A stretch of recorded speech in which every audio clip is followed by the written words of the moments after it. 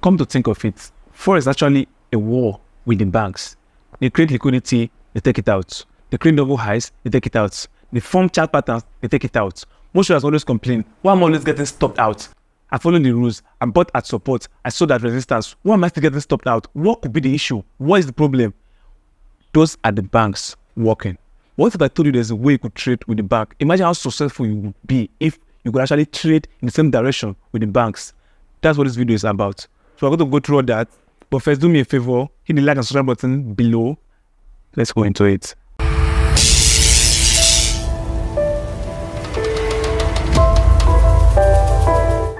Trading with the banks. This is actually relating to sentimental analysis in a way. Remember in our class we spoke about type of analysis. We said we had technical analysis, fundamental analysis, and sentimental analysis, right? Okay, we spoke about fundamental analysis, we spoke about technical analysis, we spoke about sentimental analysis, but this is more of a sentimental approach. This kind of analysis in which we trade in correlation with what other traders are doing. Okay, we trade with the sentiment of others. So that's what sentimental analysis is all about. So let's imagine we have head and shoulder pattern in head and shoulder pattern. That is this. Okay, in an uptrend.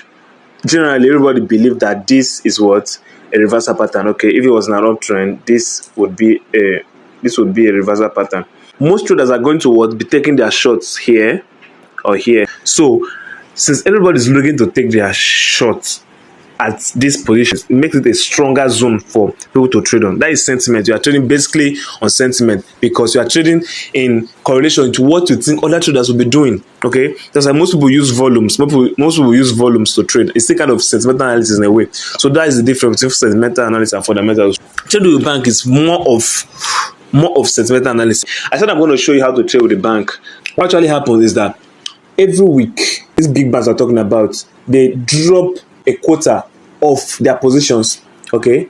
They drop a quarter of their position at a particular site, which I'm going to show you all today, okay? So if we are able to know this site and know how to read the information they dropped, we can trade alongside them, okay?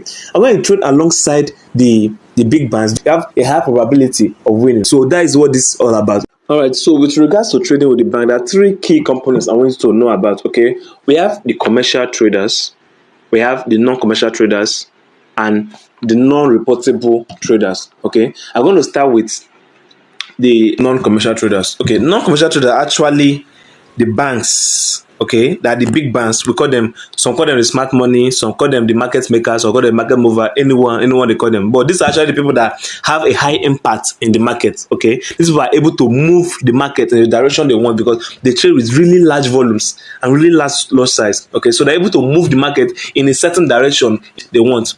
So most times those large candlesticks you see, or those long candlesticks you see in the forex market, actually a sign that the banks are present. Most of those long candlesticks you are going to see in the market actually a movement by what the banks. This show you that the banks are actually around in this particular area. Okay, so these big banks, we call them the non-commercial traders. They have the ability to move the market in the way they want. That's why they are called the market makers. They trade with large lot sizes and they're able to move the market, push market in different directions that they want, and they create liquidities, they create buy-side liquidities and sell-side liquidities. Though we are going to do all that when we come to SMC concept in our expert class. Okay, we're going to talk about liquidity pool, liquidity void, different kind of stuff. Like, just to give you a general overview, So most times this kind of structure occur or manifest in the market. When this kind of thing occur, most people will see this as what? A support zone. True. Most times it's like this, and most people see it as support, and most people will be looking to buy when it comes to the support and sell when it comes to resistance. How these big banks create liquidity? This is actually how they create liquidity. Actually, what is actually here that people see as resistance is actually called liquidity pool to them in SMC concept. All right, in smart money trading, it's called liquidity pool. What happens is that the banks plays around. These big banks are talking about. They play around, where come back, take out the liquidity grab, that is your stop loss and all of that was there, go up to the buy side again, take out probably the buy stop orders that were there, okay, take out the buy stop orders and the stop loss, come back, play around, just play around probably before they push the market up. All right. Now in smart money trading, most people will draw out these zones here before the final move. Most people draw it out as order block. So when you hear about order block trading, this is actually what it's about. Okay, most people draw it out as order block, and they are looking to trade the market when it comes out to this zone. So these are actually create liquidity. Okay, but we're going to talk more on this when we talk about smart money, because this is just a general overview of how it is. We're going to talk more on this, and I hope you are there with us. I hope you stay to your expert class, guys. It's really important. You should actually know this stuff. Go back to the non-commercial. These guys actually have the ability to move the market in the direction they want. How do they do it? They actually open positions. Now they open both buy and sell position, but if they are looking to push the market high, you know what they do? They actually put more positions on the buy side and less position on the sell side. Okay, how they do this? Whenever they take off, whenever the market maker grab liquidity and what they take off, they actually open both sell and buy positions. All right, they open both sell and buy positions.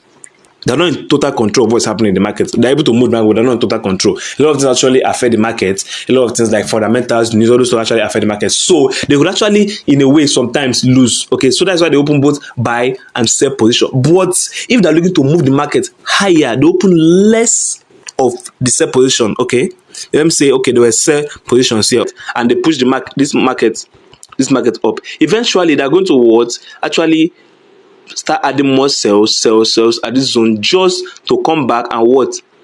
Go break even on this their initial sales. Okay, go break even on this their initial sales before they what? Continue riding the trend upward. Because when they went upward from this zone, some of their positions were actually in losses. So they had to actually come back down to what? Close out the losses. And that is how their order block work. Those other shows that okay, there's actually a fair value gap that was here. We're going to talk about all these stuffs. You are going to understand it. Trust me, promise. Okay. There was actually a fair value gap that was here. Okay, so we expect the bank to come back and probably mitigate it before what? Going higher. Okay, continue higher. So this is how they do it actually. All right. So this is for the non-commercial. For the commercial traders, the commercial traders actually they trade with large volumes also, but not as high as what the market makers, or not as high as the non-commercials. Okay, these commercial traders are actually hedge funds, actually corporations, let's say large corporations and large companies. These guys have enough capital to actually move market in a certain way. They open large positions also, but not as large as the non-commercials. That is not as large as the main banks, the big banks. These guys actually can have a significant effect or significant impact in the market, but not as much as the non-commercial. That is not as much as the big banks. Okay, so how do they do it? These people actually open both buy and sell positions. They tend to what? Hedge the market, meaning what? They profit from both long and short. Okay, so in case the markets go higher, that they will be in profit, and in case the markets go down, they will be in profit. They actually do this just to secure themselves. They trade to secure themselves. Okay, because these guys have to pay their employees. Let's say analysis is made and they see that okay, USD is going to actually be strong in the nearest, let's say 2 weeks or 3 weeks or 4 weeks or the nearest month. They are probably going to what? Buy what? Use their large positions and buy USD, because they are looking to what? Make profits, so that they will be able to pay their employees with ease. Okay, let's imagine they want to pay an employee in Naira now. They buy in accordance to that analysis. Okay, they buy in accordance to that analysis, hoping that what is going to what? Go higher. Okay, hoping that the price of USD is going to go higher. And when they buy USD and USD goes higher, so that they will be able to what? Pay their employees now with ease in Naira. You see, they'll pay their employees in Naira now with ease. Okay, so that's why trading to what? Protect themselves in a way to make profit also. Those are what? The commercials. All right, I hope you get it. The non-commercials are the big banks. They move the market. Okay, now the commercials are hedge funds. They hedge the market. They are there just to make profit also and to protect themselves. That's why they are hedging. Although they have large capital and so, but it's not as large as those of what? The non-commercials. Now, for the non-reportable traders are you and me. Okay, we don't report our positions to the COT. Okay, they call us dump money. Actually, yeah, the retail traders are called the dump money traders. Our loss are actually insignificant to the market. Trust me, your lot size, probably the highest lot size you could actually use is maybe 50 for that is for someone that is really, really rich. But those are actually insignificant compared to what the commercial and non-commercials use. So your input in the market actually make little to no change in what the price or the movement of price in the market. Okay, so that's why they are called the dump money or the retail traders. Okay, and we are what non-reportable. All right, so this video is getting so long. I want to show you how to get this information, how to actually trade with the bank, how to trade with the sentiments of the bank.